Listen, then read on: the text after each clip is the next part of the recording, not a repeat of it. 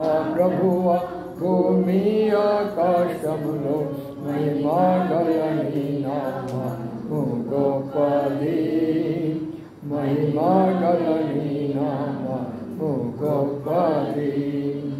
అడవి మృగములు ఆకాశ పక్షులు సముద్ర మత్స్యములు పశువులు, అడవి మృగములు ఆకాశ పక్షులు సముద్ర మత్స్యములు వాని పాదముల క్రింద నుంచి అధికారము వానికిచ్చితివి. వాని పాదముల క్రింద నుంచి అధికారము వానికిచ్చితివి. యెహోవా మా ప్రభువ భూమి ఆకాశములో, యెహోవా మా ప్రభువ భూమి ఆకాశములో మహిమా గల నీ నామము గొప్పది, మహిమా గల నీ నామము గొప్పది. నీ నామము మా ప్రభువా యెహోవా ఎంతో ఘనత ప్రభావము కలది. నీ నామము మా ప్రభువా యెహోవా ఎంతో ఘనత ప్రభావము గలది. ఆ నామమును బట్టి మాకిచ్చితివి నీ రూపమును మాకు. హల్లెలూయా. ఆ నామమును బట్టి మాకిచ్చితివి నీ రూపమును మాకు. హల్లెలూయా.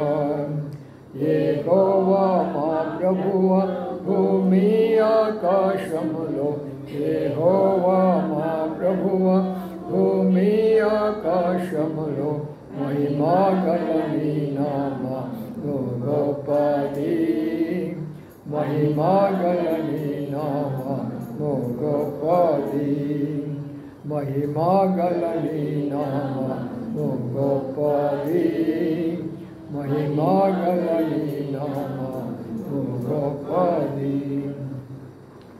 బైబిల్ పలు పాడుకుందాం. గ్రంథ వాగ్దానంబులన్నీ నావి, రాతి ఆచయము వరుస వచనము.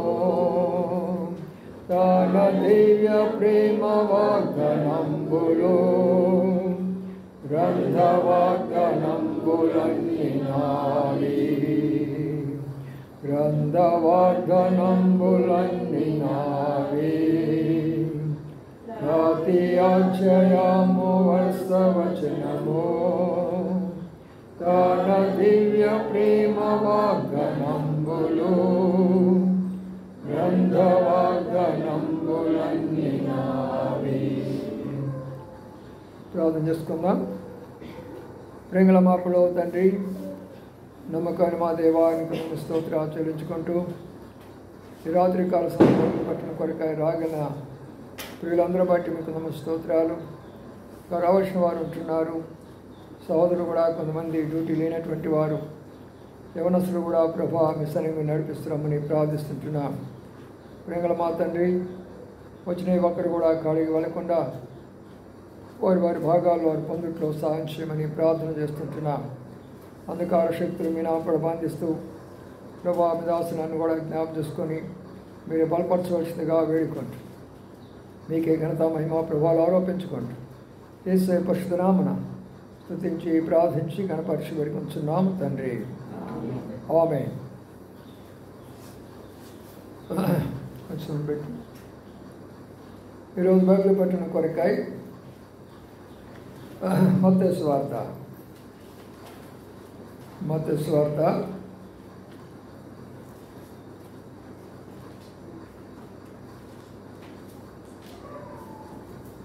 26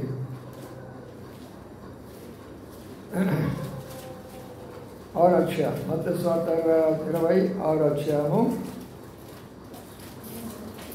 69 నుంచి 75 వరకు మార్చి చదువుకుందాం. మత్తయి సువార్త 26, 69 నుంచి 75. పేతురు వెలుపటి మంగడ కూర్చుండగా ఒక చిన్న దత్తి వద్దకు వచ్చి, నీవును గలిలయకు యేసుతో కూడా ఉంటివి కదా అని.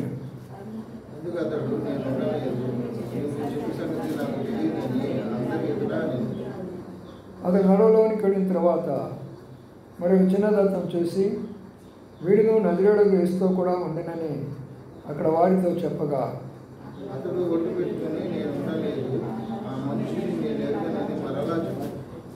కొంతసేపు అయిన తర్వాత అక్కడ నిల్చున్నవారు పేతురు దగ్గరికి వచ్చి, నిజమే, నీవును వారిలో ఒకడవే, నీ పలుకు నిన్ను గురించి సాక్ష్యం ఇచ్చినదని అతనితో చెప్పారు. అందుకు అతడు ఆ మనిషిని నేను ఎరుగనని చెప్పి శపించుకుంటూ ఒట్టు పెట్టుకోవడం మొదలుపెట్టాను. వెంటనే కోడి కూసింది.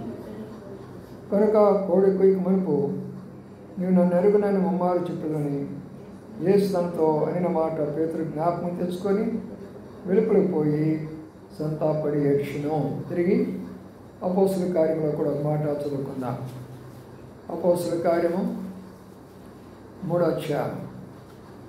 అపోస్తుల కార్యము 3వ అధ్యాయంలో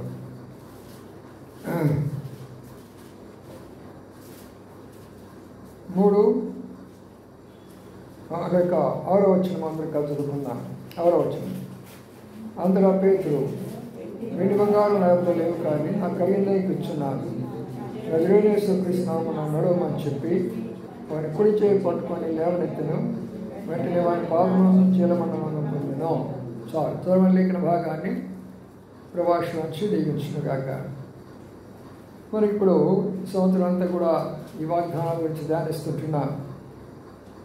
ఒకటేంటంటే, దావీదు సమస్తాన్ని పోగొట్టుకున్నాడు.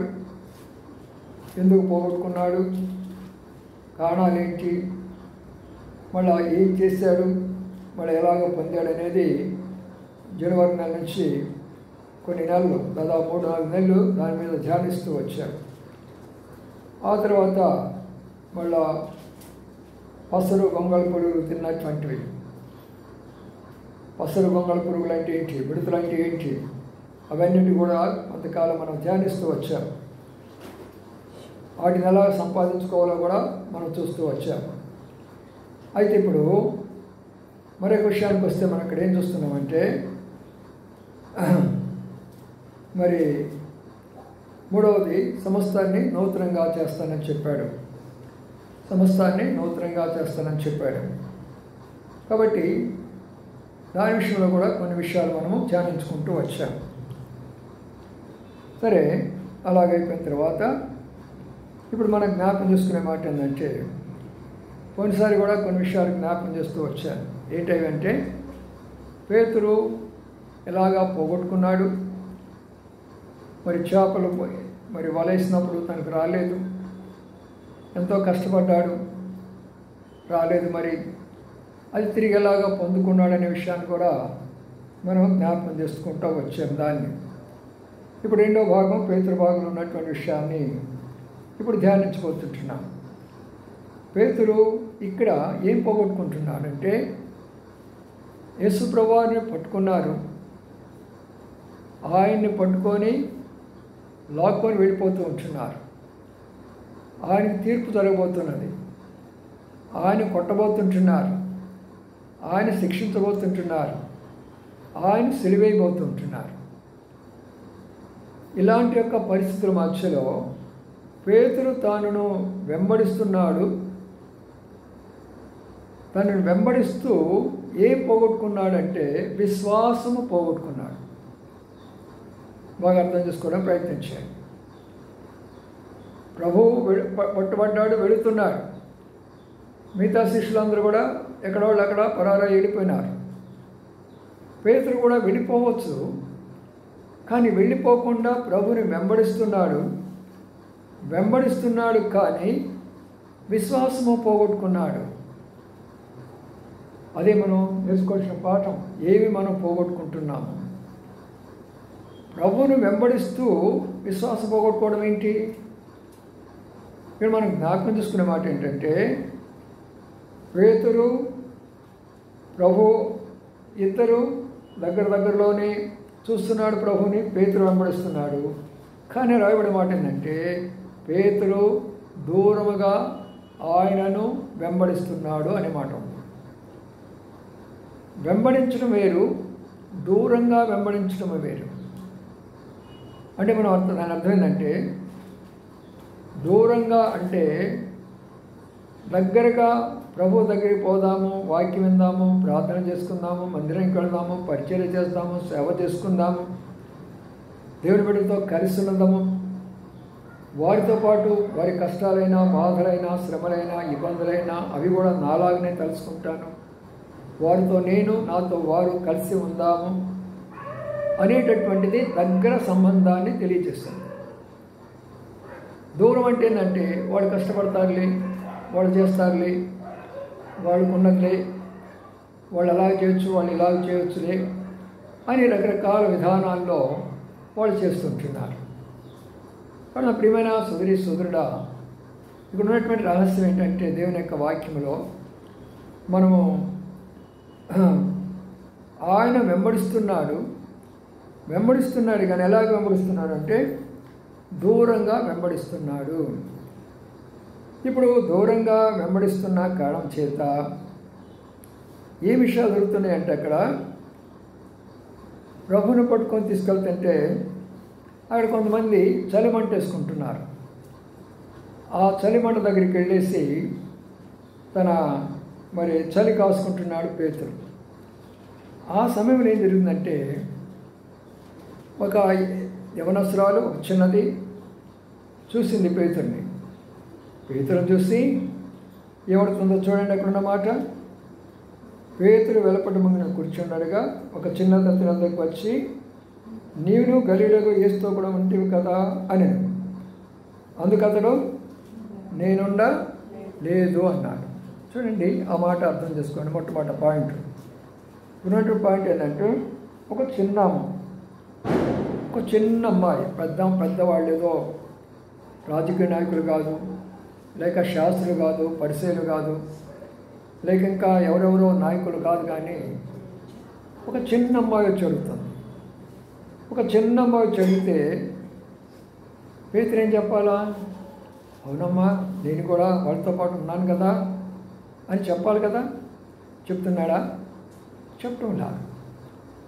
ఏమని చెప్తున్నాడు చూడండి, ఏముంది అక్కడ, ఉంటే కదా అంటే అందుకని నేను ఉండలేదు అంటే దాని అర్థం ఏంటి? తన విశ్వాసాన్ని పోగొట్టుకున్నాడు. చూడండి, ఒకసారి ఆలోచించేయండి.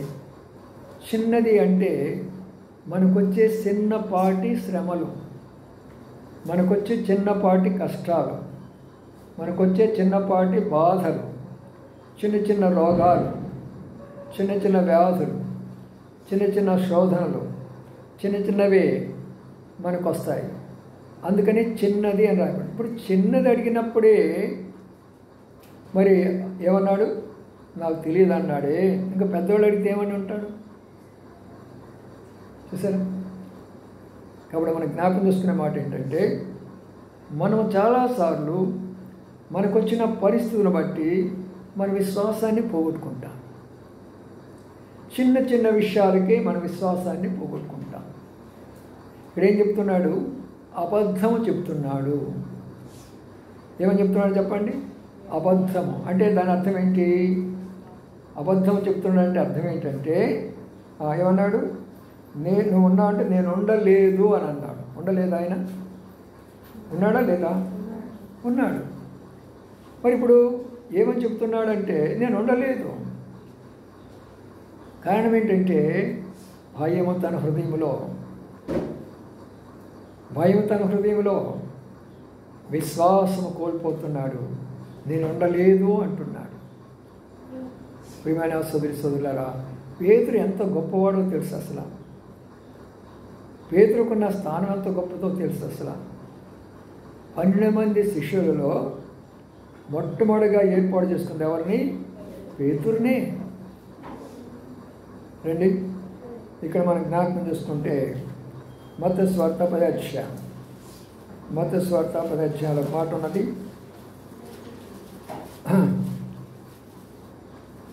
2వ వచనం అంటున్నారు, ఆ 12 మంది అపోస్తల పేర్లు అనగా మొదట పేతురు అనబడిన సీమోను. అర్థం చేసుకున్నారు? ఇప్పుడు ఎవరంటే మొట్టమొదటిగా పేతురు.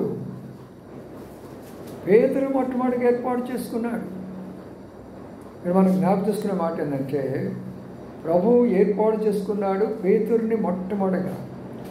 ఆ మొట్టమొదటిగా ఏర్పాటు చేసుకున్నటువంటి వ్యక్తే ఇప్పుడు ప్రభువుని కాదంటున్నాడు. తర్వాత వచ్చినాడు. అని అర్థం ఏంటంటే, ఇప్పుడు నేనున్నా అనుకో, నన్ను చాలామంది వెంబడిస్తూ వస్తారు, నన్ను చూస్తూ ఉంటారు, బ్రదర్నో అంకులు అట్లా అనుకుంటా చూస్తూ వస్తూ ఉంటారు. ఇప్పుడు నేనే తప్పిపోతే మిగతా వాళ్ళు కూడా తప్పిపోతారు. కాబట్టి ఇక్కడ మనం నేర్చుకునే పాఠం ఏంటంటే, ఎవరైతే ప్రభువుని మొట్టమొదటి నుంచి వెంబడిస్తున్నారో మనం చాలా జాగ్రత్తగా ఉండాలి. మనల్ని వెంబడించే వాళ్ళు చాలామంది ఉంటారు. మనం చూసి వాళ్ళు తప్పిపోకూడదు, వాళ్ళ విశ్వాసం తప్పిపోకూడదు. మొదటిగా పేతురిని పిలిచాడు దేవుడు, అన్ని పేతురికే ఇచ్చేసినాడు. ఆఖరికి కూడా ఏమన్నాడంటే, నా యొక్క సంఘాన్ని కూడా పేతురు, నీవు రాయి లాంటి వాడివి, ఈ బండ్ల మీద నేను నా సంఘాన్ని కడతాను. చూసారా, అంత గొప్ప దర్శనము పేతురికి ఇచ్చాడు. సంఘాన్ని కట్టే దర్శనం ఇచ్చాడు. 12 మంది శిష్యుల కంటే సీనియారిటీ పర్సన్, మామూలు విషయం కాదు. సీనియారిటీ పర్సన్ అంటే అందరికంటే అనుభవం గలవాడు, అందరికంటే వయసులో పెద్దవాడు, అందరికంటే ముందుగా పిలవబడినటువంటి వాడు. ఇంకా ఒక విషయం మనం గమనిస్తే, ప్రతి విషయము పేతురికే ప్రభువు మొట్టమొదటి పేతురికే చెప్తుండేవాడు. అందుకని నా ప్రియమైన సోదరి సోదరులరా, ఇటువంటి వ్యక్తే ప్రభువును కాదంటే మరి నీవు నేను ఎంత? మనం అనుకుంటామంటే, నేను ఎప్పుడు కాదన్నాను, నేను ఎప్పుడు కాదనలా. నువ్వు కాదనేది ఎలాగా ఉంటుందంటే, ఆయన చెప్పింది నువ్వు చేయకపోతే నువ్వు ఆయనను కాదనుకున్నట్టే. అర్థమవుతుందని చెప్పిన మాట, పిల్లలు చెప్పినట్టు, ఎలిమెంట్ స్కూల్లో చెప్పినట్టు చెప్తున్నాను నేను మీకు నెమ్మదిగా. ఆయనను కాదంటాం అంటే మనం ఎప్పుడు కాదన్నాము? నేను ఎప్పుడు కాదనలేదు. యేసుప్రభువే. మనం అంటే ఏంటి? దయ్యాలు కూడా యేసుప్రభు అన్నాయి. మనం అంటే ఏంటి? అన్యులు కూడా యేసుప్రభువే అని అన్నాడు. ఆసమత్య ప్రధానమంత్రులు పెద్దోళ్ళు కూడా ఆయన దేవుడే అని అంటారు. అయితే హృదయంలో ఆయన చెప్పింది చేస్తారా? చేయరు. కానీ నా ప్రియమైన సోదరి సోదరులారా, ఇక్కడ మనం జ్ఞాపకం చూసుకునే మాట ఏంటంటే, మనము ఆయనను కాదంటున్నామంటే ఆయన చెప్పిన ప్రార్థన మనం చేయకపోతే ఆయన కాదన్నట్టే. ఆయన ఇచ్చిన వాక్యాన్ని మనం చదవడం లేదంటే ఆయన కాదన్నట్టే. యవనస్తులు మీటింగ్కి రావటం లేదు అంటే ఆయన కాదన్నట్టే. ప్రార్థనా కూడికి రాలేదు అంటే ఆయన కాదన్నట్టే. ఆరాధనలో పాల్పొందటం లేదంటే ఆయన కాదన్నట్టే. అందుకనే దానికని అన్నాడు, నేను ఆయనను ఎరగను అంటున్నాడు. పేతురు ఏంటి ఆ మాట అంటం ఏంటి? నేను వాక్యం ధ్యానించడం నేనేం చాలా ఆశ్చర్యపోయినా. ఇంత పెద్ద పేతురు. ఇంకా చూడండి, అదే 10 అధ్యాయానికి ఒక మాట ఉంది. ఇంకేం చెప్పాడు చూడండి, 8వ వచనం అంటున్నాడు, రోగులను స్వస్థపరచుడి, చనిపోయిన వారిని లేపుడి, కుష్ఠరోగులను శుద్ధులుగా చేయడి, దయ్యాలు వెళ్ళగొట్టడి. ఎంత శక్తి ఇచ్చాడో చూడండి. రోగుల్ని బాగు చేయండి అయ్యా, దయ్యాలు వెళ్ళగొట్టండి, చనిపోయిన వారు మీరు లేపండి అంటే ఒక్కసారి ఆలోచన చేస్తే ఎంత శక్తి, ఒకసారి ఆలోచన చేయండి. ఏ సేవకుడికి అయితే లేదు అది. ఒకవేళ దయ్యాలు వెళ్ళగొట్టవచ్చు లేదా స్వస్థపరచలు అది చేయగానే చనిపోయిన వాళ్ళు లేపడమా? అది సాధ్యమయ్యే పనేనా? కానీ అప్పుడు అది సాధ్యమైంది. చూడండి, అవునా కాదా చూద్దాం. అపోస్తుల కార్యంలో ఆ విషయాన్ని మనం జ్ఞాపకం చేసుకుందాం. ఇక్కడ ఒక విషయాన్ని మనం జ్ఞాపకం చేసుకుంటే, ఇది సాధ్యమా కాదా, ఇది పేతురే చేసారా లేదా ఎవరైనా లేచారా అని అన్నాడు. 9వ అధ్యాయము 40 వచ్చింది చదవండి. 9:40. పేతురు అందరూ వెలుపలికి పంపి మోకాళ్ళుని ప్రార్థన చేసి సమయపు తిరిగి తబితా లెమ్మనగా ఆమె కన్నులు తెరిచి పేతురుని చూసి లేచి, చూడండి ఎంత ఆశ్చర్యకరమైన విషయం. చనిపోయిన వాళ్ళని లేపమని అన్నప్పుడు అక్కడ ఒక తబితా అనే ఒక సహోదరి మరి చక్కగా మరి ఆత్మీయపరాలు మరి పరిస్థితులు బట్టి చనిపోయింది. అందరూ ఏడుస్తుంటున్నారు. మరి పేతురు అక్కడికి వెళ్ళాడు, మోకాళ్ళు ఉన్నాడు, ప్రార్థన చేశాడు. తబితా చిన్నదానా లే అన్నాడు. అంతే, తెచ్చి కూర్చుంది. అంత శక్తి ఇచ్చినటువంటి ఈ పేతురు ఆ చిన్న అమ్మాయి వచ్చి, నువ్వు యేసు ప్రభుతో లేదా గలిలీతో నుండి వచ్చినటువంటి యేసుతో నువ్వు లేవా అన్నప్పుడు, అవును ఉన్నాను, ఏంటంటే సంగతి అనొద్దా? తన దగ్గర ఏమేమి శక్తులు ఉన్నాయి? 10వ అధ్యాయంలో ఇచ్చాడు కదా శక్తి. ఏమేమి శక్తులు ఉన్నాయి? దయ్యాలు అలగొట్టగలడు, రోగాన్ని బాగు చేయగలడు, చనితో కూడా లేపగల శక్తి గలవాడు. చిన్నదానికి భయపడి నేను లేదని అన్నాడు అంటే తన ప్రాణం ఎంత ప్రేమ ఉందో చూడండి, ఎంత ప్రేమ ఉందో చూడండి, ఎంత భయపడ్డాడో చూడండి. మన జీవితంలో కూడా అంతే. చిన్న కష్టం వస్తే, చిన్న బాధ వస్తే, చిన్న తలనొప్పి వచ్చినా, కడుపుల నొప్పి వచ్చినా, అనేక రకాలైనటువంటి చిన్న సమస్యలు వచ్చినా, ఆర్థిక ఇబ్బందులు వచ్చినా, కుటుంబంలో చిన్న సమస్య వచ్చినా వెంటనే ఆయన ఎవరో నాకు తెలియదు అని నోటితో అనము. లోనేమొస్తుంది చెప్పండి? అవిశ్వాసం వస్తుంది. చూడండి ప్రియమైన సోదరులారా, అందుకనే మొట్టమొదటిగా చిన్నది జరిగినప్పుడే పేతురు తప్పిపోయినాడు, అబద్ధం చెప్పాడు, ఆయన ఎరగనని చెప్పాడు. ఏముంది? దావీదు పోగొట్టుకున్నట్టుగా పేతురు పోగొట్టుకున్నాడా? పురుగు వచ్చి తిన్నట్టుగా తన విశ్వాసాన్ని పురుగు తినేసేసిందా? ఇప్పుడు మరి పోయింది. మరి ఇంకా ఇంకా ఇంకా ఇంకా ఎలాగ తినబోతుందో చూద్దాం. ఇంకా కొంచెం ముందు పోయి చూస్తే ఇంకా ఆయనకి ఎలాగ రాబోతుందో చూడండి. అబద్ధము అంటే అన్నిటికంటే పెద్ద పాపం ఏదంటే అబద్ధం. చాలామంది తెలియదు రహస్యము. ఎందుకంటే ఎన్ని పాపాలు ఉన్నాయో అబద్ధంలో అన్నీ కూడా కలిసి ఉంటాయి. అర్థంగా? అంటే నువ్వు ఏ పాపము చేసినా కూడా దానికి అబద్ధానికి లింక్ ఉంటుంది. చూడండి, ఇప్పుడు ఇన్ని లైట్లు వెలుగుతున్నాయి, ఇన్ని ఫ్యాన్లు వెలుగుతున్నాయి, వీటన్నిటికీ ఒక స్విచ్ ఉంటుంది. ఇక్కడ ఇన్ని స్విచ్లు ఉన్నాయి, ఈ స్విచ్లన్నిటి కూడా ఒక స్విచ్ ఉంటుంది. దాని ద్వారా ఇన్ని పనులు చేస్తూ ఉంటాయి. అలాగనే అబద్ధము అంటే నువ్వు దొంగతనం చేయాలన్నా చేసి వచ్చారనుకో, నువ్వు దొంగవా అంటే నేను ఇప్పుడు దొంగని. మోసం చేసి వచ్చారనుకో, నువ్వు మోసం చేసావా? నేను ఎప్పుడు మోసం చేశాను. వెళ్ళకూడని స్థలానికి వెళ్ళావు అనుకో, ఎందుకు అక్కడికి వెళ్ళావు? నేను ఎప్పుడు వెళ్ళాను. ఎన్ని తప్పులు ఉన్నాయో, ఎన్ని పాపాలు ఉన్నాయో అన్నీ అబద్ధంలో ఉంటాయి. అది గుర్తుంచుకోండి.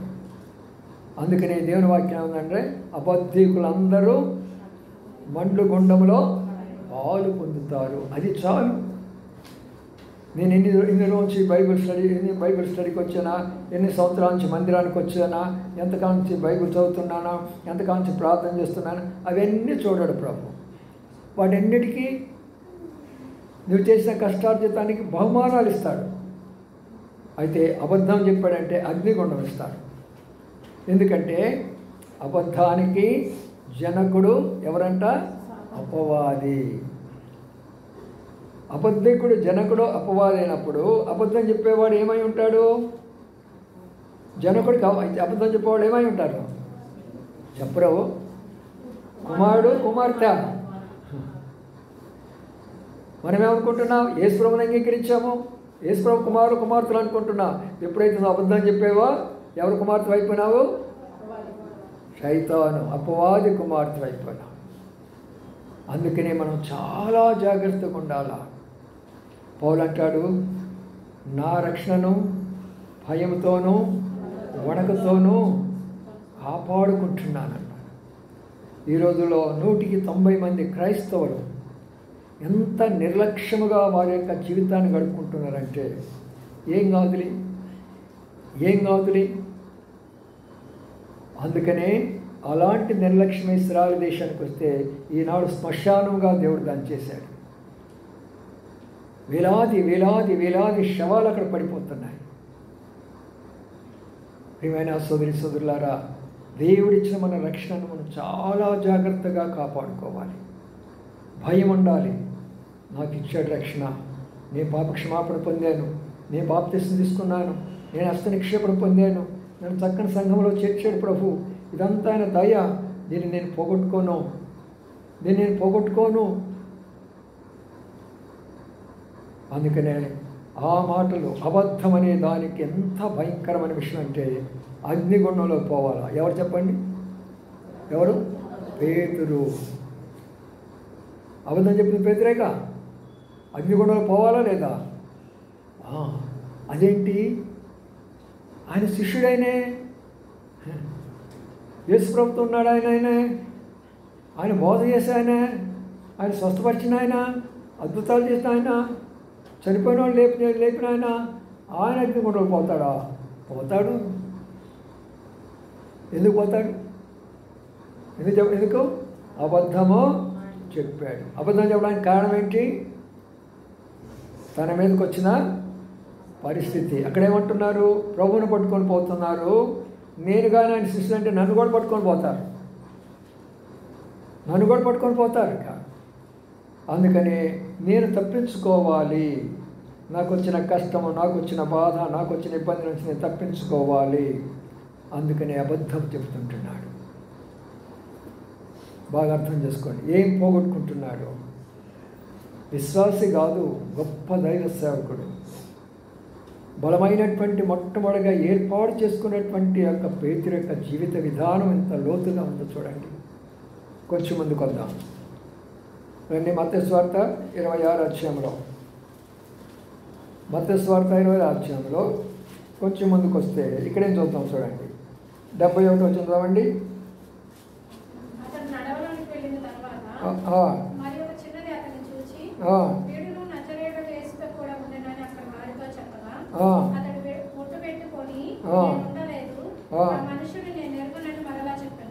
అయ్యో, ఇది ఇంకా ఘోరం అయిపోయింది.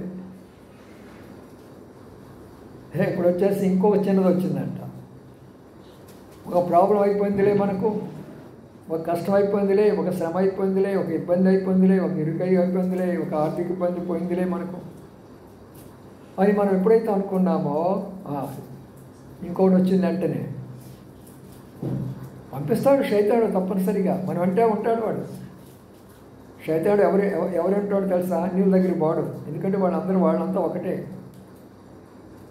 నామకార్థమైన క్రైస్తవ దగ్గర బాడు, ఎందుకంటే వాళ్ళందరూ ఒకే గ్రూపు. ఎవరైతే ప్రభు కొరకై నేను నివసిస్తాను, జీవిస్తానని తీర్మానం చేసుకుంటాడో వాళ్ళ దగ్గరికే వస్తాడు, వాళ్ళ దగ్గరికే పంపిస్తాడు. ఎట్లయినా ఈ బిడ్డను వాక్యానికి దూరం చేయాలా, ప్రార్థనకు దూరం చేయాలా, మందిరానికి దూరం చేయాలా, ఆఖరికి పరలోకానికి దూరం చేయాలా, అక్కడ తీసుకెళ్ళి అగ్నిగుండంలో ఏపియాలా, అది నా యొక్క పని అంటాడు. కాబట్టి ప్రియమైన సోదరులారా, రెండో దానికి వస్తే ఏ స్టేజ్కి వెళ్ళిపోతుందంటే ఒట్లు పెట్టుకుంటున్నాను. ఒట్లు ఎప్పుడు పెట్టుకుంటాను చెప్పండి? మనం ఎవరైనా వచ్చేసి గట్టిగా మనం అడిగితే అవునా కాదా అంటే లేదండి నేను గట్టిగా ఒట్టు పెట్టుకొని చెప్తున్నాను. మా అమ్మ మీద ఒట్టు, మా నాన్న మీద ఒట్టు, నా మీద ఒట్టు, నా భర్త మీద ఒట్టు, నా భార్య మీద ఒట్టు. అంటే ఏంటి? ఒట్టు అంటే ఏంటి? వాళ్ళు రావాలని, అది ఒట్టు అంటే అర్థం. అంటే దాని అర్థం ఏంటంటే నేను కానీ యథార్థత కానీ చెప్పకపోతే వాళ్ళకి నష్టం వస్తుంది. నేను యథార్థం చెప్పనుకో వాళ్ళకి నష్టం రాదు. అది ఒట్టు అంటే అర్థం. అందుకని ప్రభు అంటే మీరు ఒట్టు పెట్టుకోవద్దు అని అన్నాడు. మత్తయి సువార్త ఉందా లేదా చూడండి. చాలామంది ఒట్టు పెట్టుకుంటారు, ఇక్కడి నుంచి పెట్టుకోకండి ఎవరు కూడా. మత్తయి సువార్తలో ఆ మాట మనం జ్ఞాపకం చేసుకుందాం.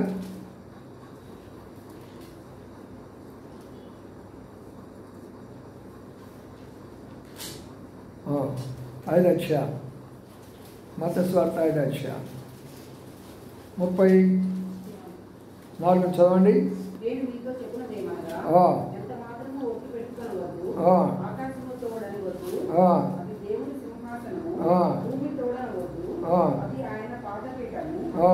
యెరూషలేము తోడనవద్దు, ఆ. అది మహారాజు పట్టణము, ఆ. నీ తలతోడను ఒట్టి పెట్టుకొనవద్దు, ఆ. నీవు ఒక వెంట్రుకలైనను తెలుగుగా కానీ నలుపుగా కానీ చేయలేవు, ఆ. ఈ మాట అవునంటే అవును కాదంటే కాదు అని ఉండవలను, ఆ. వీటికి మించినది దృష్టి నుండి అది బాగా గుర్తుంచుకోండి. ఇప్పుడు చాలా శ్రేష్టమైన తలంపు అది. ఒట్టు పెట్టుకోకూడదు. ఆకాశం పెట్టాలంటే ఆకాశం అందా? అది దేవుని సింహాసనం, భూమి ఆయన పాదపీఠం. అందుకనే జనాలు ఏం చేస్తారు, మనం వడండి, మనం మోకాళ్ళు ఉంటాము, వాళ్ళు ఏం చేస్తారు, అన్నిలు ఏం చేస్తారు తెలుసా? ఏ గుడికి పోయినా ఎక్కడ పోయినా వాళ్ళగా భూమి మీద పడిపోతారు. అమ్మ భూమాత భూమాత భూమాత అంటారు. అవును, ఆయన పాదపీఠం అది.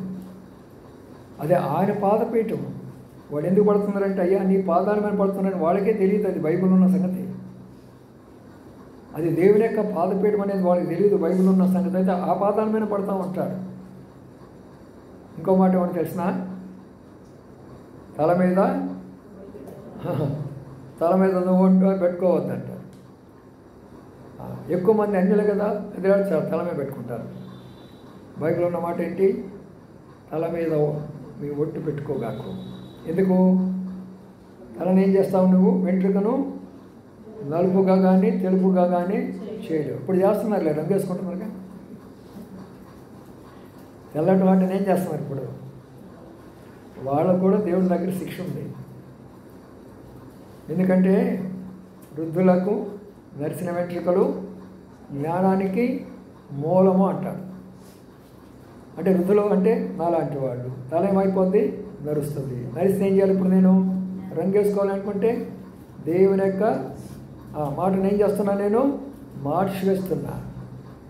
ఆయన నాకు తెలిపిస్తే నేను దాన్ని ఏం చేస్తున్నాను? నలుపు చేస్తున్నా. అంటే దేవునికి వ్యతిరేకమైనటువంటి పని చేస్తున్నాను. కాబట్టి నా ప్రియమైన సోదరులారా, ఏ ఒట్టు పెట్టుకోకూడదు. మనం ప్రభువే చెప్పాడు, ఒట్టు పెట్టుకోకూడదు. నీ మాట అవునంటే అవును, కాదంటే కాదు. అది క్రైస్తవుని యొక్క శ్రేష్టమైనటువంటి లక్షణం. నేను స్థలాల దగ్గర పోతూ ఉన్నాను. వాళ్ళు ఏం చేస్తున్నారంటే మిగతా వాళ్ళని అడిగినట్టు నన్ను అడుగుతూ ఉంటున్నారు. అంటే రకరకాలుగా అడుగుతారు కదా, మీరు ఎంత కొనగలరు, ఎన్ని గజాలు తీసుకుంటారు, ఏది ఎట్లా, తర్వాత ఎంత ఇవ్వగలరు, తర్వాత ఎంత ఇవ్వగలరు, ముందు ఎంత ఇవ్వగలరు. ఒకటే మాట చెప్పారు వాళ్ళందరికీ. నా నోట్లోంచి రెండో మాట రాదు. నా దగ్గర ఉన్నటువంటి డబ్బు ఇది. నేను లోన్ పెడతాను, నీకు తీసుకొచ్చిస్తాను, వాళ్ళని అడిగి వీళ్ళని అడిగి తీసుకొస్తాను అనే పని నాది కాదు. దేవుడు నాకు కానీ ఇచ్చిన రోజున మిగతాది ఇవ్వమంటే ఇస్తాను.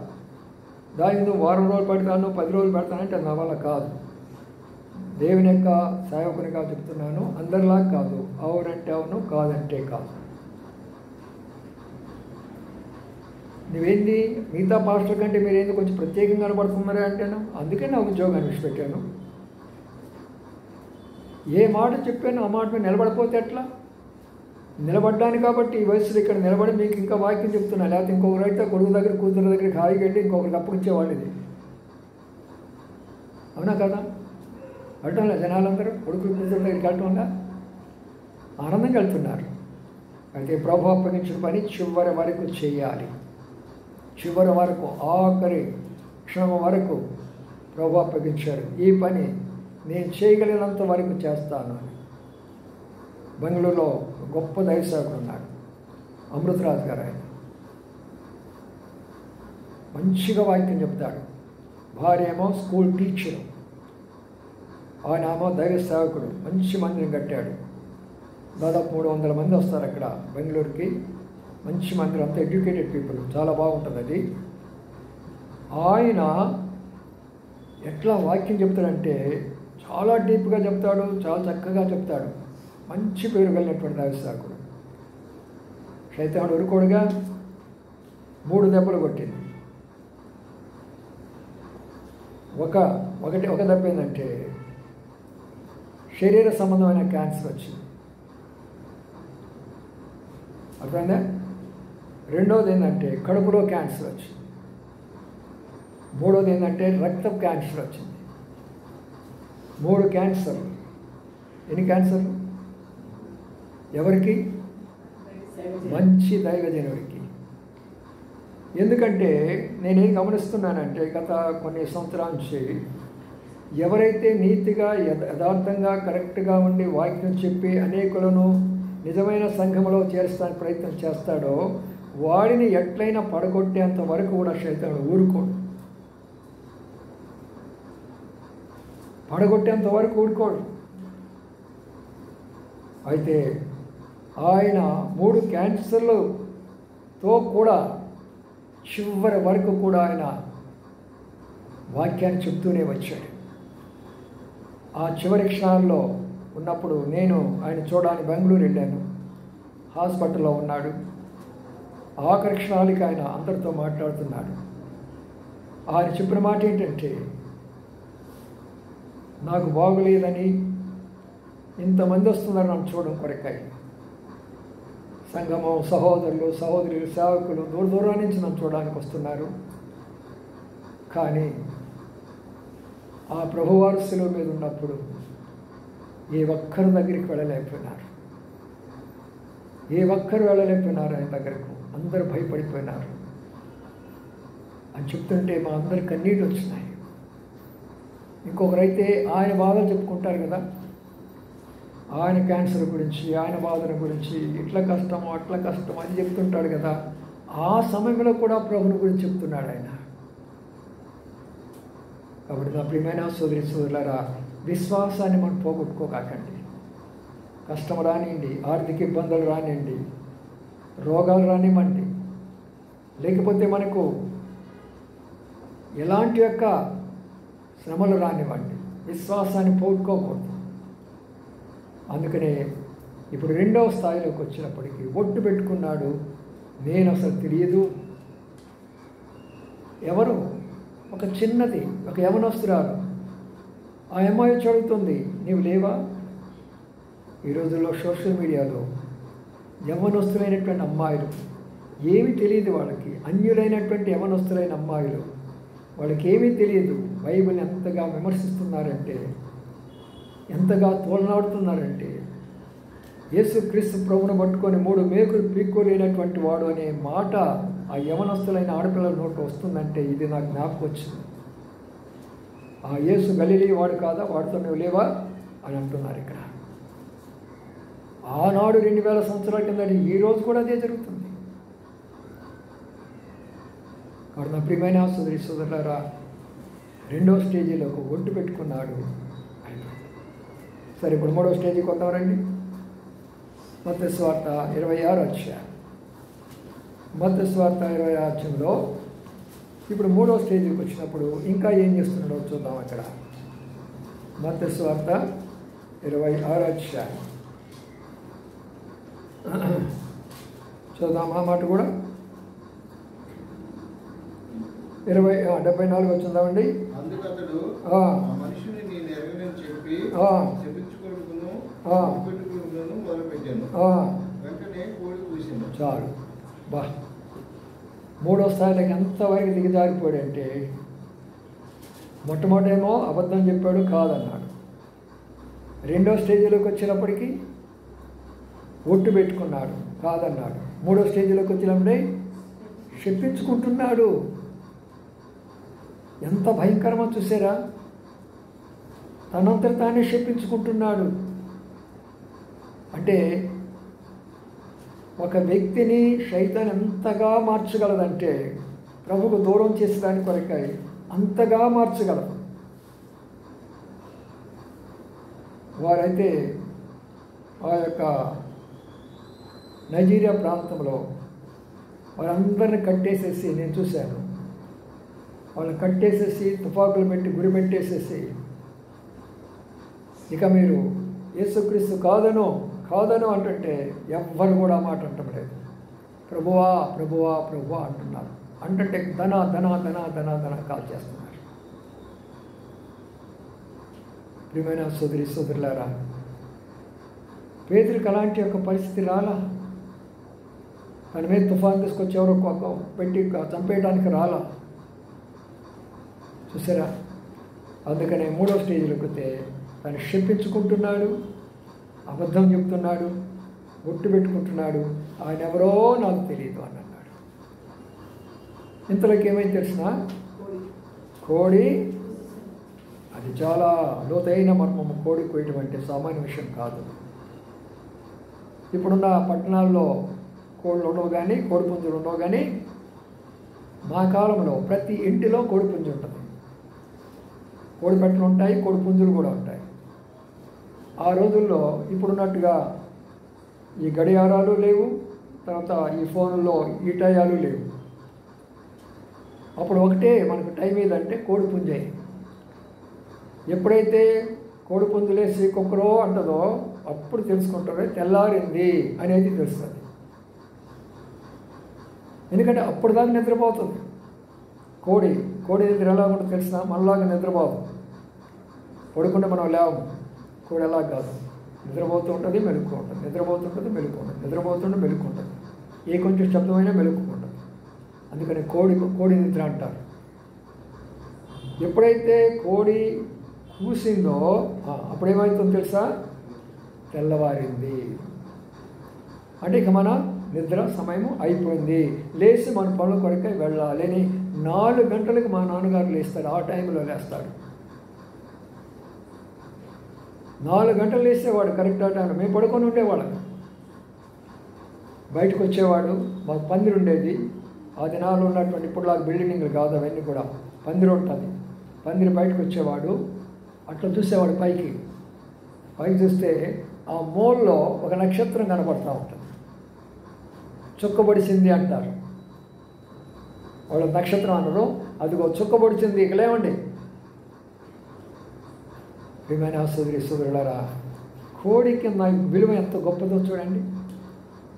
కోడి మనుషులను లేపుతుంది, వారి పనుల కొరకే సిద్ధపరుస్తుంది, వారిని మెళుకు కలిగి ఉండటానికి సహాయపడుతుంది కోడి. ఒక చిన్న కోడిలో అందుకనుకుంటాము దేవుడు ప్రతి దానిని ఒక ఉద్దేశంతో సృష్టించాడు. చీమలను వాటికి ఒక ఉద్దేశం ఉన్నది, బల్లులకు ఒక ఉద్దేశం ఉన్నది. ఏది కూడా దేవుని యొక్క ఉద్దేశం లేకుండా పనికిమాలిందిగా దేవుడు ఏది సృష్టించలా. అయితే మానవుని యొక్క పాపాన్ని బట్టి వాటి యొక్క స్వభావం మారిపోయింది. ఇది ఇంకా లోతైనటువంటి తలంపు ఆలోచన చేసుకోండి. ఆదాము ఉన్నప్పుడు అన్ని జంతువులు ఉన్నాయి.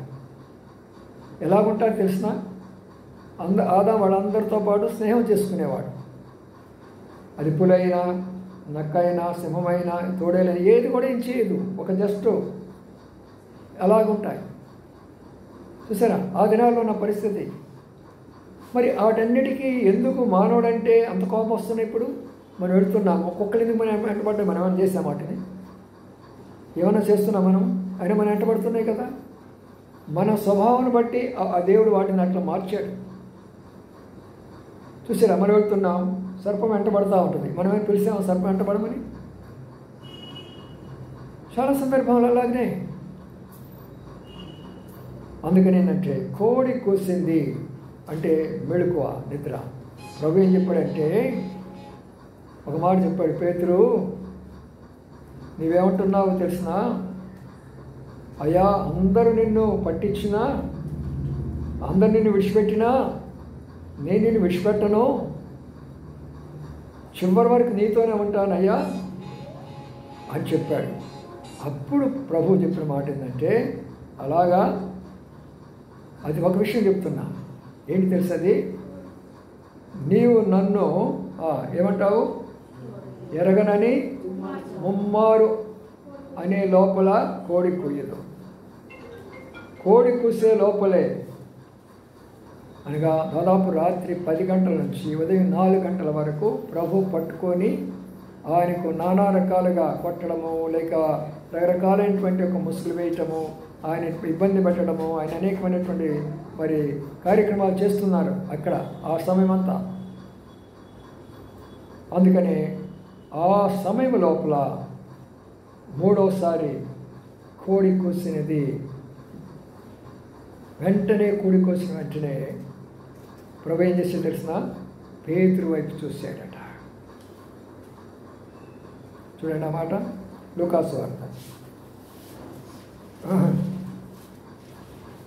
లూకాసు వార్తలో ఆ మాట స్పష్టంగా బాగుంటుంది. ఇంకా ఇక్కడికంటే కూడా అక్కడ బాగా రాసిపడింది.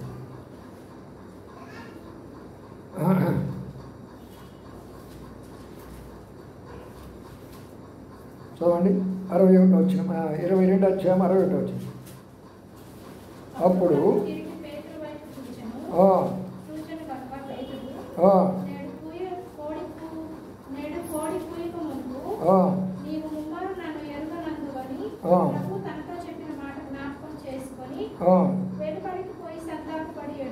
చాలు. ఇక్కడ ఉన్నటువంటి రెండు తలంపులు చెప్తున్నాను, జాగ్రత్తగా ఆలోచించేయండి. కోడి కూసిన వెంటనే ప్రభు ఏం చేశాడంట? ప్రభు ఏం చేశాడు? ఏం చేశాడు చెప్పండి? పేతురు వైపు చూశాడు. ఇక్కడ బాగా ఆలోచన చేయండి. పేతురు వైపు చూశాడంటే కళ్ళు మిరిమిరి చేసి చూశాడా? కోపంగా చూశాడా? ఏరా నా శిష్యుడు అయ్యండి, నాతో పాటు తిన్నావు, నాతో పాటు ఉన్నావు, నాతో పాటు తిరిగావు, అన్ని నా దగ్గర నేర్చుకున్నావు, నన్నే కాదంటావా అని మనమైతే కళ్ళు ఎర్రదేసేవాడు. ఎప్పుడైనా సరే కుమారుడు తండ్రికి వ్యతిరేకంగా కార్యం చేస్తే, వ్యతిరేకంగా మాట్లాడి తండ్రికి ఎంత కోపం వస్తుందో తెలిసినా కళ్ళని ఎర్రదేసి ఏమనుకుంటున్నావు నువ్వు, జాగ్రత్త అంటాడు. అవునా కదా? తండ్రికి వచ్చే కోపం, అంత కోపం వస్తుంది. కానీ ప్రభువులో ఉన్న గొప్పతనం ఏంటి తెలిసిన? ప్రేమతోటి జాలిగల ఆయన చూసినటువంటి చూపు ఎలాగా ఉందంటే, పేతురు ఇంత బలహీనుడు నీవు, ఏదో నా కొరకై నేను అందరిని విడిచిపెట్టినా నేను విడిచిపెట్టను, నేను నీ కొరకై ఉంటాను, నీ కొరకై నేను ఏమైనా చేస్తాను, అందరు నిన్ను విడిచిపెడతారు కానీ నేను నిన్ను వెంబడిస్తానని చెప్పేవే, నీవు ఇంత బలహీనుడివి, నన్ను కాదన్నావు, ఒట్టు పెట్టుకున్నావు, శాపం కూడా పెట్టుకున్నావు అని ఆ కంటి చూపుతో ప్రభు చూస్తే పేతురు తట్టుకోలేకపోయినాడు. ప్రియమైన సోదరి సోదరులారా, బాగా ఆలోచించేయండి. ఇక్కడ ఆ చూపు ఏమైపోతుందంటే తన యొక్క చేసినటువంటి పాపమంతా కూడా జ్ఞాపకం వస్తున్నది. తన తప్పులన్నీ తెలుసుకుంటున్నాడు, తన బలహీనతలన్నీ తెలుసుకుంటున్నాడు. ఇప్పుడు ఏడవడం మొదలుపెట్టాడు, దుఃఖపడడం మొదలుపెట్టాడు, పశ్చాత్తాపడటం మొదలుపెట్టాడు, పాప ఒప్పుకోవటం మొదలుపెట్టాడు. మన జీవితంలో కూడా అదే. చాలామందికి ఎందుకు మారు మనసు పొందరు అంటే, ఎంతకాలం వచ్చినా మందిరము వచ్చారు, కూర్చుంటారు, అలాగే వెళ్ళిపోతారంటే కారణం ఏంటంటే, బాగా గుర్తించుకోండి, ఇది ప్రభు దృష్టి వాళ్ళ మీద పడదు. ఎవరి మీద ప్రభు దృష్టి పడదో వాళ్ళలో మార్పు రాదు. అందుకనే మనం ఇక్కడికి వచ్చినప్పుడు మోకాళ్ళుని ఎందుకు ప్రార్థన చేసుకున్నాం, అన్ని సంఘాలకు వెళ్ళి మీద కూర్చొని అటు ఇటు చూసుకోవడానికి కాదు. ఫస్ట్ ఇయర్ రావడంతోనే ప్రభువా నన్ను క్షేమకరంగా నడిపించావు, నీ దృష్టి నా మీద ఉంచు, నీవు నాతో మాట్లాడు, నా హృదయం ఏమన్నదో, నా మనసులో ఏమన్నదో, నా శరీర పరిస్థితి ఏంటో, నా ఆత్మ పరిస్థితి ఏంటో, నా ఆర్థిక పరిస్థితి ఏంటో అన్నీ నీకు తెలుసు కదా ప్రభువా అని ఎప్పుడైతే నువ్వు అడుగుతావో అప్పుడు ఆయన దృష్టి నీ మీదకి వస్తుంది. హడావుడికి వస్తావు, బైబిల్ ఆడ పడేస్తావు, మోకాళ్ళు పడేస్తావు, ఫోన్ తీసుకుంటావు, అదే వస్తుంది అంటే ఎలాగుంటుంది ఆయన దృష్టి మన మీద? ఎప్పుడైతే ఆయన దృష్టి నీ మీద పడుతుంది, ఇందులో మార్పు వస్తుంది. లోన నీ ఆలోచన విధానం మారిపోతుంది, నీ తలంచే విధానం మారిపోతుంది, నీ శరీరంలో మార్పు వస్తూ ఉంటుంది, నీ ఆత్మలో మార్పు వస్తూ ఉంటుంది. ఒక తెలియని అనుభూతిని పొందుతూ వస్తావు, ఒక సమాధానం నీలోకి వస్తూ ఉంటుంది, ఒక సంతోషం నీలోకి వస్తూ ఉంటుంది, ఒక ఆనందం నీలోకి వస్తూ ఉంటుంది. ఏదో చేయాలనే తాపత్రం నీకు వస్తూ ఉంటుంది. చూసారా ప్రియమైన సోదరి సోదరులారా? అందుకని ఇక్కడ మనం జ్ఞాపకం చేసుకునే మాట ఏంటంటే, ఆయన చూపు చూసినప్పుడు ఎవ్వరు తట్టుకోలేరు. కోపంగా చూడడు ఆయన, ప్రేమగా చూస్తాడు. ఎవరిని చూసినా కుష్ఠరోగిని చూస్తాడు. ఎంతమంది ఆయన దగ్గరికి వచ్చినారు, ఆకలి కొనిన వారు ఎంతోమందిని చూశాడు, దయ్యాలు పట్టిన వాళ్ళని చూశాడు. ఆయన ఎక్కడ కూడా కోపంతో చూడాల. ఆయన ప్రేమ నేత్రాలే అనేకులను మార్చివేస్తాయి. ఆయన ప్రేమ నేత్రాలు అనేకులు మార్చివేస్తాయి. కొన్ని సంవత్సరాల కిందట జర్మనీలో ఉన్నటువంటి చక్రవర్తి ఇంగ్లాండ్కి వెళ్ళాడట. విక్టోరియా రాణి దగ్గరికి వెళ్ళాడట. అప్పుడు ఆమె రాణిగా పరిపాలిస్తుండేది. ఆ సమయంలో ఆమె గదిలో యేసుప్రభు వారి యొక్క పటము అక్కడ పెట్టుందట. చక్కని యొక్క అంతే వాళ్ళు అంత ఉన్నతమైన స్థాయి కలిగినటువంటి ఆమె కాబట్టి చాలా చక్కగా, చాలా నేర్పరిగా ఆ దినాల్లో మంచి మంచి ఆర్టిస్టులు ఉంటారు కాబట్టి వాళ్ళతో చేయించి అక్కడ పెట్టి ఆమె వెనక పెట్టుకుందంట ఆ ఫోటో. అప్పుడు ఆ చక్రవర్తి మాట్లాడుతూ అలాగా ఫోటో వైపు చూశారట. చూసి అలాగే చూస్తూ ఇంత మాట్లాడడం మర్చిపో అలాగే చూస్తున్నాడంట. ఇప్పుడు రాణిగారు అడిగినారంట, ఏంటండి మాట్లాడుకునే విషయం పోయి అలాగనే అక్కడ చూస్తున్నారు ఏంటి అంటే, అక్కడ ఒక ఫోటో కనపడుతుంది, ఆ ఫోటో ఎవరిది అని అన్నాడు. ఎందుకంటే జర్మనీ వాళ్ళు ఎవరు వాళ్ళంతా నాస్తికులు. హిట్లర్ అంటే తెలుసు కదా, యూదులను ఓసపోత పోయించేసి లక్షలాది మందిని కాల్చి చంపేసినటువంటి వాడు. జర్మనీ అంటే భయంకరమైన కమ్యూనిస్ట్ దేశం అన్నమాట, నాస్తికులు. అందుకని వాళ్ళకి ఇవన్నీ పట్టరు, ఇవన్నీ చూడరు. అలాగ చూశారు. ఎవరు ఆ ఫోటో అని అన్నారు. అప్పుడు ఆయన చెప్పింది, ఆయన మేము నమ్ముకున్న దేవుడు అండి, ఆయన పేరు యేసుక్రీస్తు. అవునా, నేను విన్నాను కానీ ఆయన గురించి ఇప్పుడు చూస్తున్నా నేను ఆయన్ని. ఆ కళల్లో నేను చూస్తున్నప్పుడు ఏదో ఒక శక్తి నాకు కనబడుతుంది ఆ కళల్లో అని అన్నాడు. ఆ యొక్క దేవుని యొక్క ఉద్దేశమేమో మరి ఆ కళ ద్వారా ప్రభు ఆయనతో మాట్లాడుతూ వచ్చాడు. ఆ కళ ద్వారా మాట్లాడుతూ వచ్చిన తర్వాత నేనేమన్నానంటే, యేసుక్రీస్తుని నేను వేరే రకంగా తలంచాను, వేరే రకంగా భావించాను. ఏదో యూదులకు ఒక ప్రవక్త అనుకున్నాను, ఏదో వాళ్ళకు దేవుడు అనుకున్నాను. కానీ ఈయన గురించినటువంటి ఇంత గొప్ప విషయాలు నువ్వు చెప్పావు. ఆ ఫోటో నేను చూసిన తర్వాత నేను ఒక రకమైనటువంటి మార్పు నాలోకి వచ్చింది అని చెప్పి ఆయనతో మాట్లాడి జర్మనీకి వెళ్ళేసి ఆయనే అనేకులకి ప్రభుని గురించి చెప్పినటువంటి గొప్ప దైవసేవకుడు అయిపోయినాడు. చూసారా, అంటే ఏంటంటే ప్రభువు యొక్క దృష్టి చాలా గొప్పది. అందుకని దీని గురించి వర్ణించాలంటే ఎక్కడ ఉంటుందో తెలిసిన పరమగీతంలో ఉంటుంది. ఆయన కన్నులు గువ్వ కన్నుల వలె ఉంటాయట. గువ్వ కన్నులు అంటే తెలుసా? పౌరు. గువ్వ అంటే పౌరు కళ్ళు ఎప్పుడైనా చూసారా మీరు? మిగతా పక్షులు కావచ్చు చూడండి, పౌరు కళ్ళు కానీ చూసారంటే మీరు ఏడవకుండా ఉండలేరు. మీకు ఉన్నదో లేదో పోయి ఒకసారి వచ్చినప్పుడు దగ్గరకు పెట్టుకొని చూడండి. పౌరు యొక్క కళ్ళలో ఏముంటుందో చూడండి. నేను అక్కడ కోడిపాడులో ఉన్నప్పుడు నా కిటికీలు ఎప్పుడు వచ్చిండేది. చాలా చెట్టు ఉండేది కదా మాకు, చెట్ల నుంచి కిటికీ నుంచి ఎప్పుడు చాలా దగ్గరికి వస్తుండేది. నేను రోజు చూసేవాడిని, చాలా దగ్గరికి వెళ్ళి చూస్తుండేవాడిని. ఇప్పుడు కూడా చెట్లన్నీ ఇక్కడ ఉన్నాయి కదా, ఇప్పుడు కూడా వస్తూనే ఉంది, కిటికీ దగ్గర వస్తూనే ఉంది అటువైపున పావురు యొక్క కళలో ఏముంటుందో తెలిసిన కన్నీళ్ళు ఉంటాయి. పావురు యొక్క కళ ఎలా ఉంటుందో తెలిసిన కన్నీళ్ళు ఉంటాయి. అందుకని దానిని సాధువు, అన్నిటికంటే సాధువైనది ఏదంటే పావురము. అందుకనే పరిశుద్ధాత్మ దేవుడికి సాదృశ్యం చెప్పండి, పావురము. యేసు ప్రభు వారు బాప్తిసం తీసుకొచ్చినప్పుడు పరిశుద్ధాత్మ ఏ రూపంలో చెప్పండి, పావురము. కానీ ప్రియమైన సోదరులారా, అందుకనే ఆ కన్నులతోటి పేతురుని చూసినప్పుడు పేతురు తట్టుకోలేకపోయినాడు. మరి ఎప్పుడైనా గుర్తించుకోండి, దైవసేవకులు మేము కూడా అదే ప్రార్థన చేసుకుంటాం, మీరు కూడా అదే ప్రార్థన చేస్తాము. ప్రభువా, నేను ఎవరితో మాట్లాడేటప్పుడైనా, లేక వాడు నా దగ్గరికి వచ్చినప్పుడైనా, లేక వారు మీటింగ్లో కూర్చున్నప్పుడైనా, నీ దృష్టి వాళ్ళ మీద పడకపోతే వాళ్ళలో మార్పు రాదు ప్రభువా.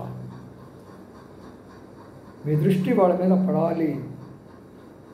కాబట్టి మనందరం కోరుకోవచ్చునంటే, అయ్యా నేను మందిరంకి వెళ్ళి కూర్చుంటున్నాను, ఏదో కాలక్షేపం కొరకు కాదు, నీ దృష్టి నా మీద పడాలా. అప్పుడు నాలో గొప్ప మార్పు వస్తుంది. నా ఆలోచన విధానం మారిపోతుంది, నా తలంపు విధానం మారిపోతుంది, నా యొక్క బ్రతుకు విధానం మారిపోతుంది. అందుకనే పేతురులో వచ్చిన గొప్ప మార్పు ఏం తెలిసిన? ఏం చెప్పండి ఇప్పుడు? పశ్చాత్తాపడుతున్నాడు, క్షమాపణ కోరుకుంటున్నాడు. ఏం చేస్తున్నాడు? ఏడుస్తున్నాడు. అయ్యా ప్రియమైన సోదరి సోదరుడా, ఇంకొక రహస్యం చెప్తే మీరు ఆశ్చర్యపోతారు. అపోస్తల కార్యంలో పేతురు వాక్యం చెప్తూ అనేక సంఘాలు కడుతూ వచ్చాడు. అనేక సంఘాలు కడుతూ వచ్చినప్పుడు రోమన్ ప్రభుత్వం వారు తట్టుకోలేకపోయినారు. ఈ పేతురుని ఎట్లయినా సరే చంపేసేయాల్సిందే, ఈ పేతురుని ఎట్లయినా సరే మనము హతం చేయాల్సిందే అని చెప్పేసేసి యేసు ప్రభుని గురించి చెప్పాడు కాబట్టి ఇతను కూడా సిలువేద్దామని రోమా రాజ్యం వారు తీర్మానం చేశారు. అప్పుడు పేతురు అన్న మాట తెలిసిన చరిత్ర, ఇది బైబిల్లో లేదు. పేతురు అన్న మాట తెలుస్తా, ఒకే మాట అన్నాడు, అయ్యా నేను సిలువేసుకోవడానికి సిద్ధమే, కానీ ప్రభువు లాంటి సిలువేసుకున్నంత అర్హత నాకు లేదు. నన్ను మీరు సిలువేయాలంటే నా కాళ్ళు పైన పెట్టండి, నా తలను కింద పెట్టండి, చేతులాగా పెట్టి నన్ను సిలువేయండి. సరే పిల్లరా, ఏ పేతురైతే ప్రభువును కాదన్నాడో, ఏ పేతురైతే అబద్ధం చెప్పాడో, ఏ పేతురైతే శాపం పెట్టుకున్నాడో, ఒట్టు పట్టుకున్నాడో, ఆయన ఇప్పుడు ఎలా నిలబడుతున్నాడు? ప్రభు కొరకై నేను చనిపోవడానికి కూడా సిద్ధమే. నన్ను చంపించినా నాకే ఇబ్బంది లేదు, కానీ నన్ను సిలివేసినా నాకు ఇబ్బంది లేదు. కానీ ఒకటి కోరుతున్నాను, అంత అర్హత నాకు లేదు ప్రభు, అంత అర్హత నాకు లేదు. అందుకని నన్ను ఎలాగేస్తారు మీరు సిలువ? నా కాళ్ళను పైనేసి తలను కింద పెట్టండి. అలాగనే చేసేవాడు, అలాగనే చనిపోయినాడు ఆయన. చనిపోతూ ఆయన తల కింద ఉంటే ఆయనకేం కనబడుతుంది చెప్పండి? తల పైన ఉంటే కింద కనబడుతుంది కదా. తల కింద పెడితే పైన పరలోకం కనబడుతుంది ఆయనకి. ఆయన ఏమన్నాడు తెలుసా? ప్రభువా, నా భూలోక యాత్ర ముగించాను, నా దృష్టి అంతా కూడా నీ మీదకి వస్తుందయ్యా, ఎందుకంటే నీ దృష్టి నా మీదకి వచ్చింది కాబట్టి. కానీ నా ప్రియమైన సోదరి సోదరులారా, మన జీవితంలో కూడా ఇంతకన్నా ఈ లోకములో మనకి కావాల్సింది ఏముంది? ఒకటి సర్వలోకాన్ని సంపాదించుకొని తన ప్రాణం పోగొట్టుకుంటే ఉపయోగం ఏముంది? నిన్నే గమనించాను, గుంటూరు దగ్గరే నరికుడు యువతలే యవనస్తురాలు ప్రయాణం చేస్తుంది. ఆమె దగ్గర కొంత డబ్బు ఉన్నది. ఆమె ఒక్కతే కూర్చుంది ఆ లేడీస్ కంపార్ట్మెంట్లో. ఒక యవనస్తుడు ఏదో మాయ మాటలు చెప్పి నేను కూడా లోనికి వస్తాను, నీకు అది చేస్తాను, ఇది చేస్తాను, లోనికి జ్వరపడ్డాడు. చేయవలసిన పనులన్నీ చేశాడు. అమ్మాయిని పాడు చేశాడు, డబ్బు తీసుకున్నాడు, అమ్మాయి దగ్గర ఫోన్ లాక్కున్నాడు, అమ్మాయి దగ్గర డబ్బు తీసేసుకున్నాడు, పరోపరో దిగిపోయి వెళ్ళిపోయినాడు. ఏముంది ఈ లోకంలో? మనం ఎంత సంపాదిస్తే ఏముంది? ఏది మనకు కాదు, ఏది మనకు రాదు. అందుకని ప్రభువు కలిగి ఉంటే మనం అన్నీ కలిగి ఉన్నట్టే. చూడండి, ఒకటి గుర్తుంచుకోండి, ఒక రాజు కుమారుడిని ఎప్పుడైనా సరే పేదవాడిగా ఉంచుతాడా? ఆయన దిక్కులేని వాడిగా ఉంచుతాడా? అనాథగా ఉంచుతాడా? ఉంచుడే. అయితే ఈయన ప్రపంచానికి రాజు కుమార్తెలు మన అనాథులుగా చేస్తాననుకుంటున్నాడా? మన దిక్కులేని వారిగా చేస్తాననుకుంటున్నారా? ఆయన ఎన్నడూ చేయడు. కాబట్టి ప్రియమైన సోదరి సోదరులారా, గుర్తించుకోండి, ప్రభువా నీ దృష్టి నా మీద వచ్చి ఈరోజు బైబిల్ స్టడీలో నాతో మాట్లాడుతున్నావు. నేను ఎక్కడ ఉన్నా, నా ఇంట్లో ఉన్నానా, కాలేజీలో ఉన్నానా, లేక ఆఫీసులో ఉన్నానా, బయట ఉన్నానా, మార్కెట్లో ఉన్నానా, ఎక్కడున్నా పర్వాలా, మందిరంలో ఉన్నానా, నీ దృష్టి నా మీద వచ్చు. అందుకనే ప్రియమైన సోదరి సోదరులారా, పేతురు అబద్ధం చెప్పి ఒట్టు పెట్టుకొని మోసంతో లేక శాపంతో ఉన్న పేతురును ప్రభు మార్చి ఎంత గొప్పగా వాడుకున్నాడు. అదే మనం ఇప్పుడు చదువుకున్నాం. ఏమన్నాడు? చివరిగా మాట చదువుకొని ముగిస్తున్నాను.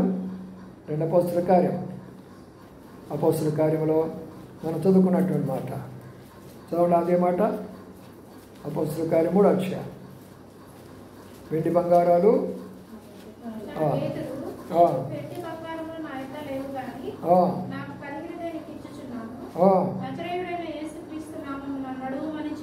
చూడండి ఏమంటున్నాడు? వెండి బంగారాలు నా దగ్గర లేవు. నా దగ్గర ఏముంది? యేసుక్రీస్తు నామం ఉంది. ఏ నామం అయితే ఆయన పోగొట్టుకున్నాడో ఆయన సంపాదించుకున్నాడా లేదా? అర్థమవుతుందా చెప్పిన పాఠం? ఏది పోగొట్టుకున్నాడు? ప్రభు నాకు తెలియదు అన్నాడు కదా. ఇప్పుడు ఆ ప్రభు కొరకైతే నిలబడుతున్నాడు. అది పోగొట్టుకున్నది తెలిసి రావాలంటే మధ్యలో ఏం జరిగింది? పశ్చాత్తాపం, క్షమాపణ, ప్రార్థన. ఎప్పుడైతే నేను పోగొట్టుకున్నది తిరిగి పొందాలి అన్నప్పుడు ఒకే ఒక పని మనం చేయాలా? చేసినటువంటి పొరపాటును ఒప్పుకొని ప్రభు దగ్గర క్షమాపణ కోరుకొని పశ్చాత్తాపడితే తిరిగి ప్రభు నీకు ఇచ్చేస్తాడు. అలాగ నిర్లక్ష్యంగా వెళ్ళిపోతూ ఉన్నామంటే ఏ సమయంలో ఏం జరుగుతుందో తెలియదు. శైతాన్ని నేను వెంట తీసుకొని నరకానికే తీసుకొని వెళ్ళిపోతాయి.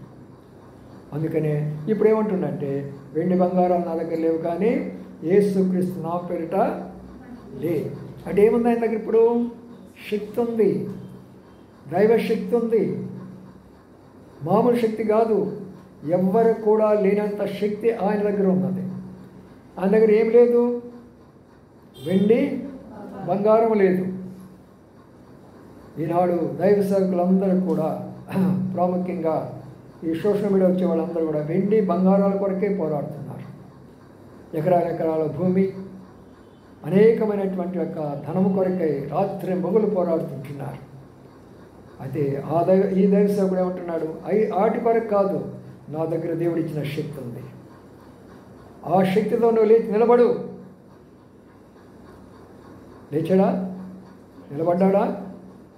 అక్కడ ఏం చేశాడు? చనిపోయినటువంటి తబితాకి ఏం చేశాడు?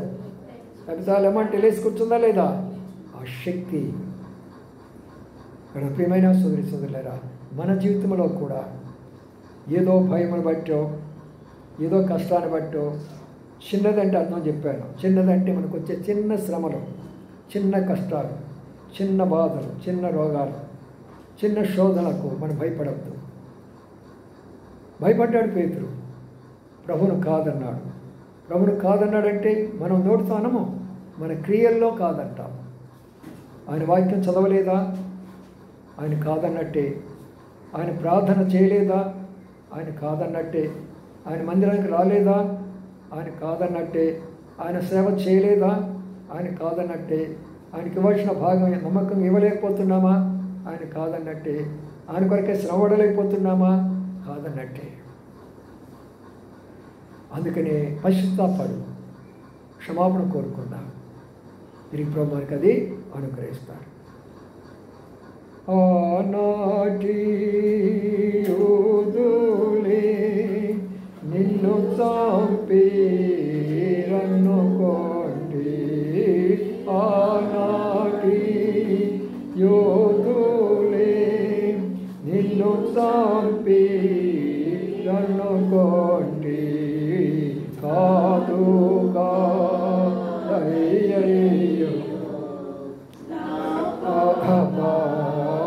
రుణమున్నకే, కాదు కాదయ్యో నా పాప రుణమున్నకే, సిలువలో బలి అయినా దేవుని గొర్రెపిల్ల విలువైన నీ ప్రేమ వివరింతు శ్రీ యేసు, విలువైన నీ ప్రేమ వివరింతు శ్రీ యేసు. రండి, మొక్కల మీకు రండి. ఒక నిమిషము మౌనంగా మనం పరీక్షించుకుందాము, పరిశీలన చేసుకుందాము. ప్రభుని అడుగుతాము. ప్రభు క్షమిస్తాడు. మనం పోగొట్టుకున్నది మనకిస్తాడు. మనం పోగొట్టుకున్న శక్తి మనకిస్తాడు. మనం పోగొట్టుకున్న పరిశుద్ధత మనకిస్తాడు. మనం పోగొట్టుకున్న ఆరోగ్యం మనకిస్తాడు. మనం పోగొట్టుకున్న ఆత్మీయత మనకిస్తాడు.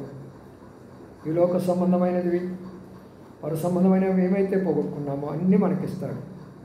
అది మనం చేయవలసినది పశ్చాత్తాపము, పాప క్షమాపణ. ఎప్పుడైతే మనం చేస్తామో వాటన్నిటి మనం పొందుకుంటాం. నిర్లక్ష్యం చేయకండి. పేతురు కంటే గొప్పవాళ్ళం కాదు మనము, ఆయన కంటే శిష్యులం కాదు మనము. ఎన్నో గొప్ప విషయాలు ఉన్నాయి, చెప్పుకోవడానికి ఇంకా సమయం లేదు. మనం పరీక్షించుకొని ప్రభుకు అప్పగించుకుందాం. అప్పుడు ప్రభు నేను బలపరుస్తాడు. అద్భుతాలు నీ యొక్క జీవితంలో చూస్తావు, అద్భుతాలు కుటుంబ జీవితంలో చూస్తావు, నీ చదువులో, నీ ఉద్యోగంలో, అన్ని విషయాల్లో నువ్వు చూడగలవు. మౌనంగా హృదయంలో పరీక్షించుకుందాం, పరిశీలన చేసుకుందాం. ప్రసాద్ గారు ప్రార్థన చేస్తారు. పరిశుద్ధుడు ఏంటండి, ప్రేమ కలిగిన దేవా, మీకు పరిశుద్ధ ఘనమైన నామం బట్టి వందనాలు, స్తోత్రాలు. బట్టి మమ్మల్ని జ్ఞాపకం చేసుకొని పట్టణంలో మమ్మల్ని చేర్చి మీ దయగల మాటలు, మీ యొక్క ఉద్దేశం, మా బయటదర్శనం, మీ యొక్క ప్రేమకే స్థితిస్తాం ప్రభావ. మీ దయకే స్థితిస్తాం తండ్రి. దేవా, అనేక రీతుల్లో తండ్రి మేము తండ్రి తప్పిపోతున్నప్పుడు కూడా తండ్రి మా ఎడల మీ యొక్క ప్రేమను కనపరుస్తూ తండ్రి దేవా, మా యొక్క సంవత్సరానికి తండ్రి దేవా మా దృష్టికి పేదలను జ్ఞాపకం చేస్తూ దేవా నేను మేము కూడా ఎక్కడ ఏ రీతిలో తప్పిపోతూ వస్తామో తండ్రి దేవా మాకు జ్ఞాపకం చేస్తూ దాన్ని మళ్ళీ ఎలా సరి చేసుకోవాలో దేవా, మళ్ళీ ఎలా పశ్చాత్తాపడాలో తండ్రి, మళ్ళా మేము పోగొట్టుకున్న దాన్ని ఎలా పొందుకోవాలో తండ్రి మాతో మాట్లాడుకొచ్చి మీ యొక్క ప్రేమను బట్టి స్థుతిస్తాను తండ్రి.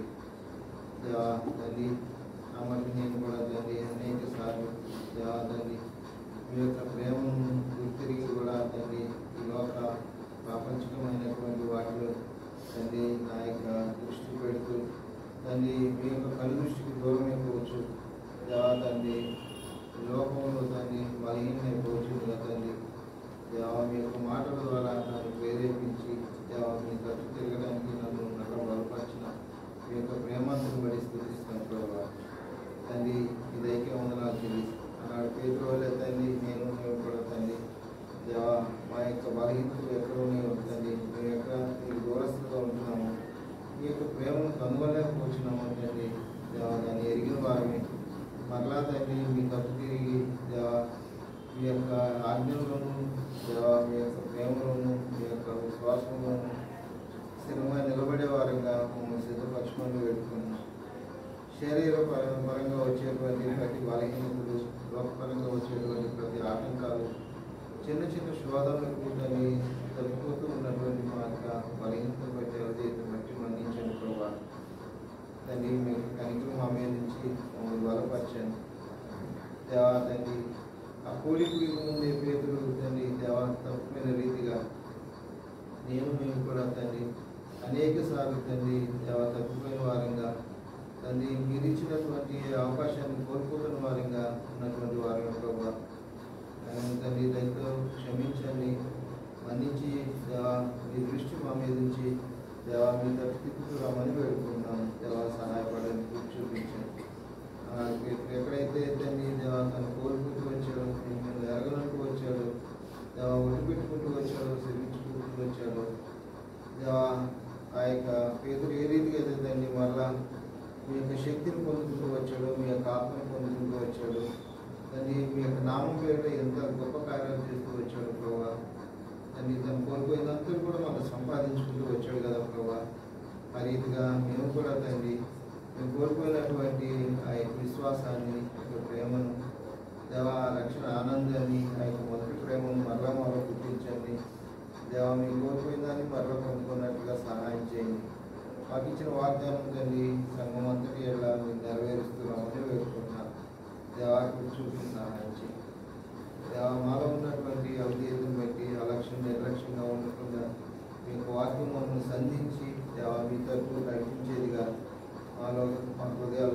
జరిగించుకొని వేడుకుంటున్నాం. దేవాకి చూపించి సహాయం చేయి. దైవ జ్ఞాపకం చేసుకోమని వేడుకుంటున్నాం. దేవా మీ దైవ దృష్టి దేవా పేతుల మీద ఉంచిన రీతిగా మా మీద కూడా ఉంచి మనం వేడుకుంటున్నాం.